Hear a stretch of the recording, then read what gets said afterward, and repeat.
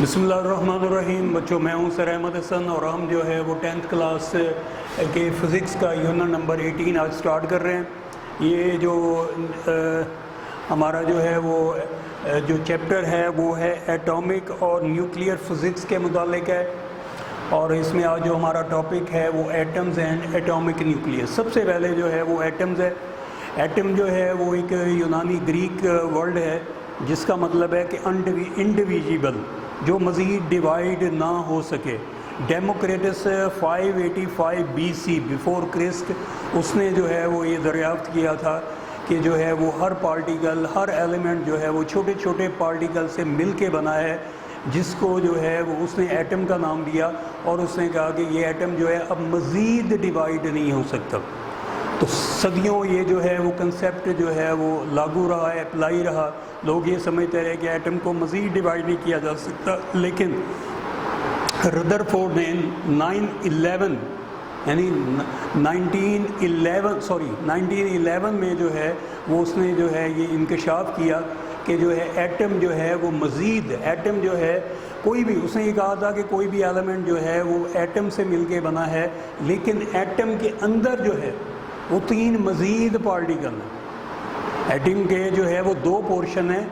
2 portion, एक central part जिसको nucleus का नाम दिया, इसके बाद जो है वो जो है उसके जो ऑर्बिट 1, 2, 3 उनके नाम उसने दिए K, L, M, N उस तरह। और उसने ये कहा कि जो है वो 2 हिस्सों में मुश्तमिल है।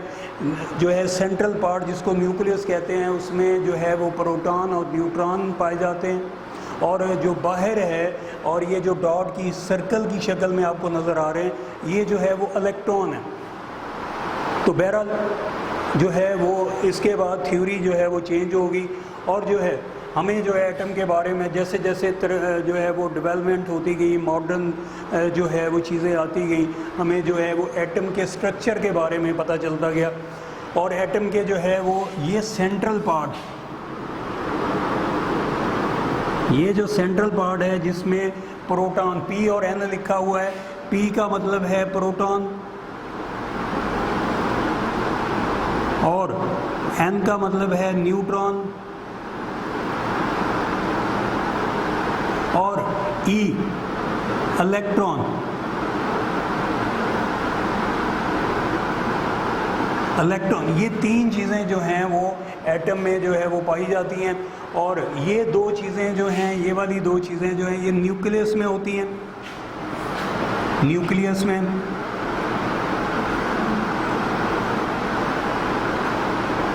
यानी ये जो है न्यूट्रॉन और प्रोटॉन ये न्यूक्लियस के अंदर होते हैं, और इलेक्ट्रॉन जो है वो ऑर्बिट में मूव करते हैं।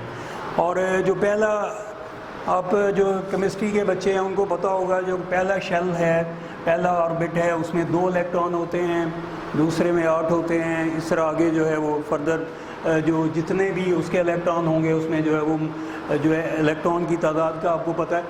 लेकिन इलेक्ट्रॉन जो हैं वो इसके गिर्द रिवॉल्व कर रहे होते हैं, न्यूक्लियस के गिर्द। और जो है इसमें कुछ चीज़ें हैं जो कि आज हम जो है वो देखेंगे। सबसे पहले जो है वो एटॉमिक नंबर,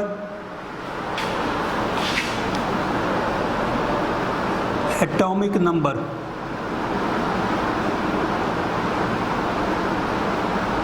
एटॉमिक नंबर जो है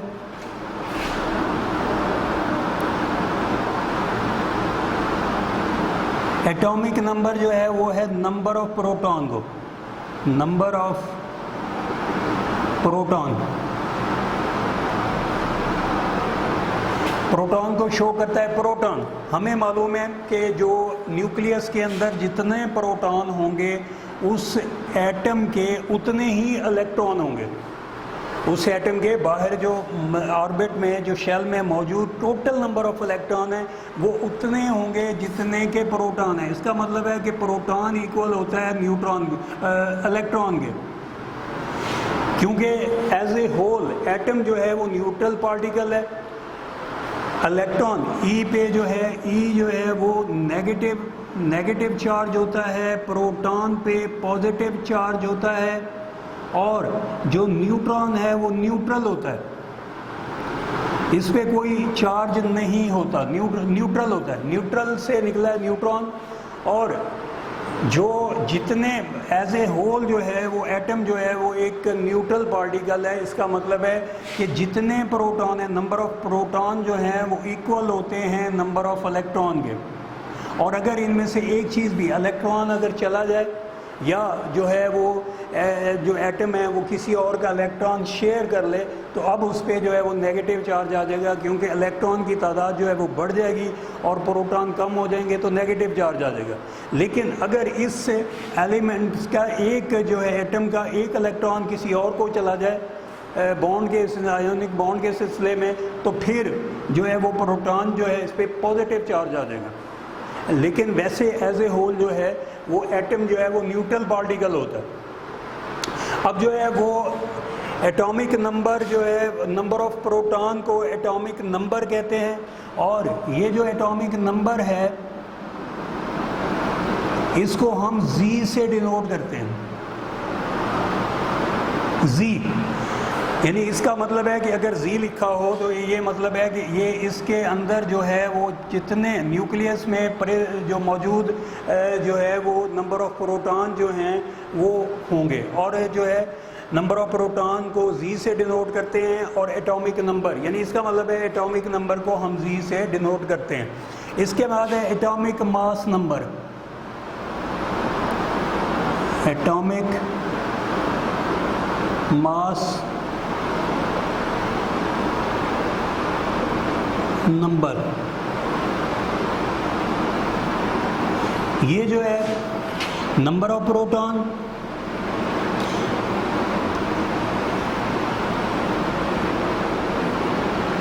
plus number of neutron. Nucleus के अंदर जो कुछ होगा वो जो है वो न्यूक्लियॉन्स कहलाते हैं। और न्यूक्लियॉन जो है वो एटॉमिक मास नंबर के इक्वल होता है। इसको हम जो है वो ए से डिनोट करते हैं। इसका मतलब है कि अगर इसके जो है total number of proton plus number of electron जो हैं वो एटॉमिक मास नंबर होगा और ये ए के इक्वल होता है। ये एरिया नहीं कहना आपने, ये एरिया को नहीं समझना कि ये एरिया नहीं है, ये असल में नंबर ऑफ प्रोटॉन और number of neutron in nucleus, ये जो है एटॉमिक मास नंबर होता है। इन दोनों चीज़ों को न्यूक्लियॉन्स भी कहते हैं, यानी न्यूक्लियस के अंदर जो मौजूद है दो चीज़ें उसको हम जो है वो न्यूक्लियॉन्स भी कहते हैं। और ये जो सम ऑफ जो है न्यूक्लियॉन जो है वो एक इक्वल होता है atomic mass number. Neutron number एक और चीज़ भी है, न्यूट्रॉन नंबर जो है वो इक्वल नंबर ऑफ न्यूट्रॉन होता है जो कि एटम के न्यूक्लियस के अंदर होता है। और ए जो है वो असल में हम अगर ए इक्वल लिखेंगे तो ये आ जाएगा Z प्लस N, यानी Z क्या है नंबर ऑफ प्रोटॉन और N क्या है नंबर ऑफ न्यूट्रॉन, यानी ये दोनों ए जो है वो Z प्लस N के इक्वल भी होगा। ये एटॉमिक मास नंबर जो है।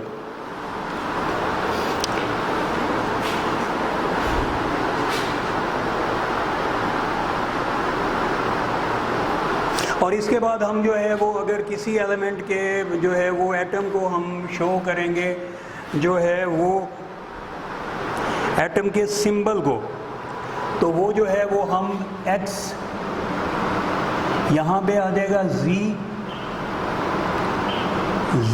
और ये X जो है कोई भी एलिमेंट है उसका सिंबल है, हम इसको जनरली जो है लिख लेते हैं और ये है A। यानी इसका मतलब है कि अगर यहाँ पे ये 6 लिखा हुआ है और यहाँ पे 13 लिखा हुआ है तो इसका मतलब है कि वो एलिमेंट है जिसमें नंबर ऑफ प्रोटॉन तो 6 हैं लेकिन नंबर ऑफ न्यूक्लियॉन्स यानी न्यूक्लियस के अंदर मौजूद प्रोटॉन और न्यूट्रॉन मिल के जो है वो ये नंबर है। यानी इसका मतलब है 6 प्रोटॉन है और 7 न्यूट्रॉन है। ठीक है, ये जो चीज़ है ये दोनों जो हैं ये न्यूक्लियॉन्स को शो करते हैं, इलेक्ट्रॉन जो है वो यहाँ पे शो नहीं होता। आपको आइंदा ये जो सिंबल है ये बार बार जो है वो आपको सामना होगा, इसलिए आप इसको जो है वो इसको देख लो। इसके बाद है आइसोटोप्स।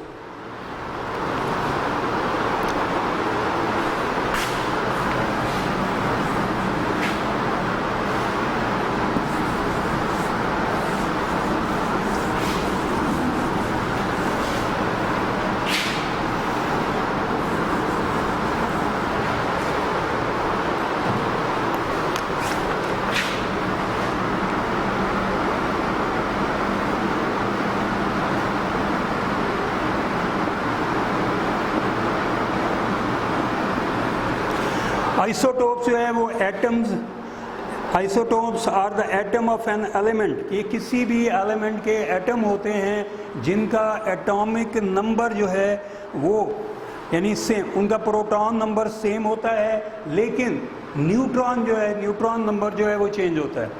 किसी भी एलिमेंट के वो एटम जिनका एटॉमिक नंबर सेम हो लेकिन न्यूट्रॉन नंबर जो है वो सेम ना हो, हम उसको जो है वो उस एलिमेंट के आइसोटोप्स कहते हैं। ये जो हमारे पास है बहुत सारे ऐसे हैं जिसमें हमारे पास कार्बन के हैं जो है वो आइसोटोप्स हैं। इसके बाद जो है हाइड्रोजन के थ्री जो है वो आइसोटोप्स बहुत मशहूर हैं। प्रोटियम हो गया, ड्यूट्रियम हो गया और ट्रीटियम हो गया। प्रोटियम में जो है वो एक प्रोटॉन और एक इलेक्ट्रॉन होता है। ड्यूट्रियम में जो है एक प्रोटॉन, एक न्यूट्रॉन, एक इलेक्ट्रॉन होता है। और ट्रीटियम में एक प्रोटॉन, दो न्यूट्रॉन और एक इलेक्ट्रॉन जो है वो मौजूद होते हैं। उसके न्यूक्लियस के अंदर एक प्रोटॉन, दो न्यूट्रॉन और एक इलेक्ट्रॉन होता है।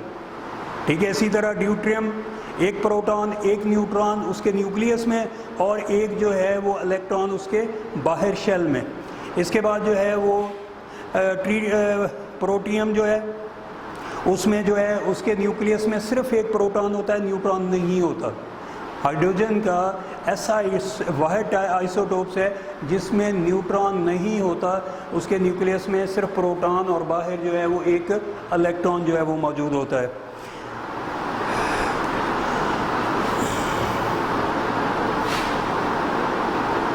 इसके बाद है अगला हमारा टॉपिक है नेचुरल रेडियो एक्टिविटी।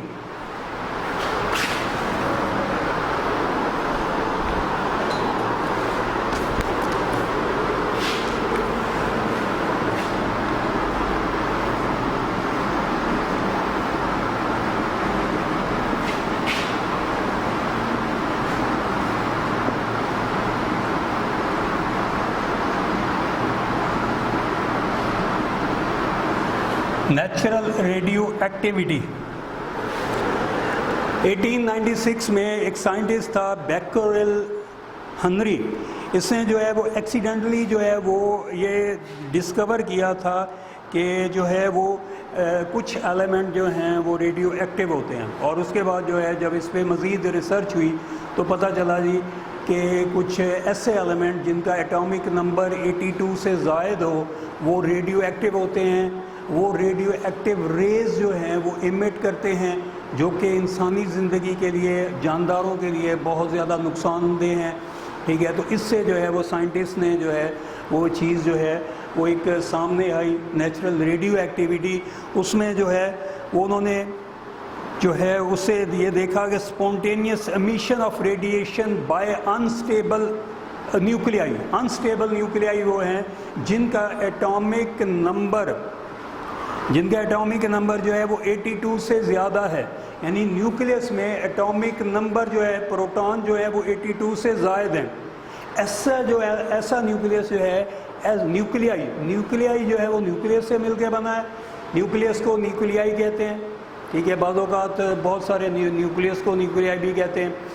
ठीक है, अगर न्यूक्लियस में प्रोटॉन 82 से यानी एटॉमिक नंबर जो है वो 82 से ज़ायद है तो इसका मतलब है कि वो अनस्टेबल न्यूक्लियाई और इसमें से रेडिएशन जो है वो मुसलसल जो है वो इमिशन जो है वो रेडिएशन का होता रहता है। इसको नेचुरल रेडियो एक्टिविटी कहते हैं। और element which emit the radio activity such radiation are called radio active element, उनको रेडियो एक्टिव एलिमेंट कहते हैं। यानी वो एलिमेंट जो रेडिएशन जो है वो इमिट करते हैं उसको जो है वो रेडियो एक्टिव एलिमेंट है, और इस सारे फिनोमिना को जो है वो रेडियो एक्टिव एलिमेंट जो है नेचुरल एक्टिविटी जो है वो कहा जाता है। इसके बाद जो है वो साइंटिस्ट ने मज़ीद जो है वो रिसर्च की तो पता चला जी कि रेडियो एक्टिव रेज जो हैं वो 3 तरह की हैं। एक जो है वो सोर्स है, उसमें से जो है वो ये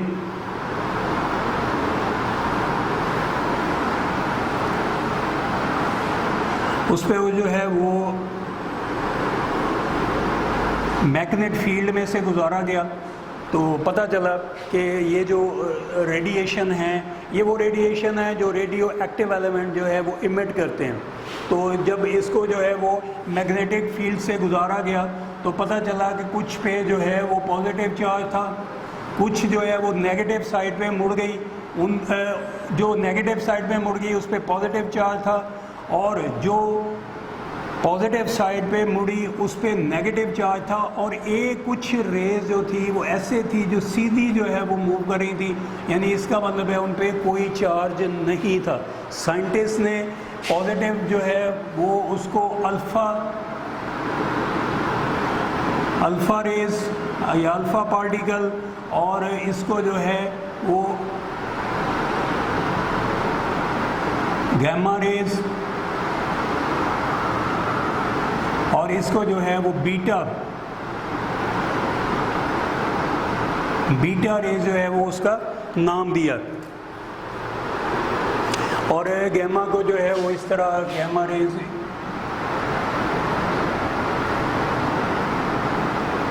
को इस तरह इससे भी डिनोट करते हैं, गामा से, इसको जो है वो डिनोट करते हैं अल्फ़ा से, और इसको डिनोट करते हैं बीटा से। ये जो है गामा, ये साइन गामा का है, ये अल्फ़ा को इससे डिनोट करते हैं और बीटा जो है वो इससे डिनोट करते हैं। तो ये जो चीज़ें हैं ये हमारी जो है वो, इसका मतलब है ऐसे एलिमेंट जो रेडियो एक्टिव होते हैं, रेडियो एक्टिविटी उनसे रेडिएशन जो है वो इमिट होती है। रेडिएशन 3 तरह की होती है, अल्फ़ा, बीटा और गैमा, ठीक है। तो ये जो चीज़ें हैं ये जो है वो रेडिएशन 3 तरह की, हमें उस पर पता है कि जो है वो ये नेगेटिव साइड पे जा रहा है तो इसका मतलब है कि ये पॉजिटिव है, इस पर ये अल्फ़ा रेज हैं। इसके बाद ये नेगेटिव साइड पे जा रहा है, ये नेगेटिव है, ये पॉजिटिव है। जो पॉजिटिव साइड पे मुड़ रही हैं उसको, उस पर जो है नेगेटिव चार्ज है, इसका मतलब है कि ये जो है बीटा है, और ये जो नेगेटिव की तरफ जो है वो साइड पे मुड़ रही हैं उन पे जो है वो अल्फ़ा, उस पर पॉजिटिव चार्ज है और उनको अल्फ़ा जो है वो, और जो न्यूट्रल हैं उन पे वो जो हैं वो गामा रेज हैं।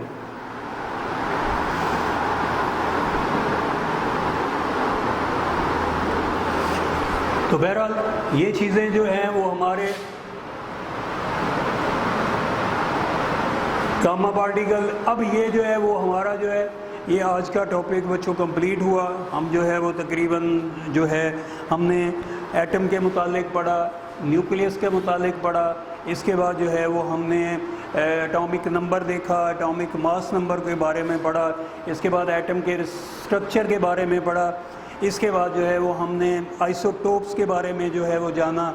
आइसोटोप्स आप प्रीवियस क्लासेस में पढ़ चुके हैं, हाइड्रोजन के आइसोटोप स्पेशली।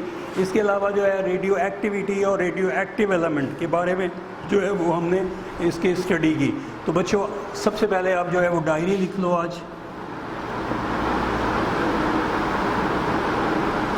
डायरी जो है वो लर्न